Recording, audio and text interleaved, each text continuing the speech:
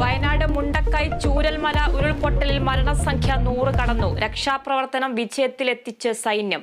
ചൂരൽമലയിൽ നിന്ന് മുണ്ടക്കൈ ഭാഗത്തേക്ക് താൽക്കാലിക പാലം നിർമ്മിച്ചു. റിസോർട്ടിൽ കുടുങ്ങിയവരെ പുറത്തെത്തിച്ചെന്ന് അഗ്നിരക്ഷാസേന.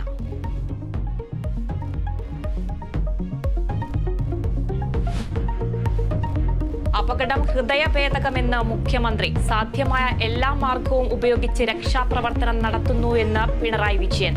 5 മന്ത്രിമാർ ജില്ലയിൽ. സംസ്ഥാനത്ത് ഇന്നും നാളെയും ദുഃഖാചരണം.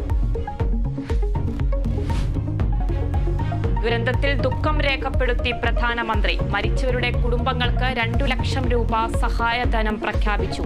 മുഖ്യമന്ത്രിയുടെ ദുരിതാശ്വാസ നിധിയിലേക്ക് 50 ലക്ഷം നൽകി കേരള ബാങ്ക്. തമിഴ്നാട് സർക്കാർ 5 കോടി ധനസഹായം പ്രഖ്യാപിച്ചു. സംസ്ഥാനത്ത് മഴ തുടരുന്നു. 11 ജില്ലകളിലെ വിദ്യാഭ്യാസ സ്ഥാപനങ്ങൾക്ക് നാളെ അവധി. ഇടുക്കി മുതൽ കാസർഗോഡ് വരെയുള്ള 8 ജില്ലകളിൽ റെഡ് അലേർട്ട്.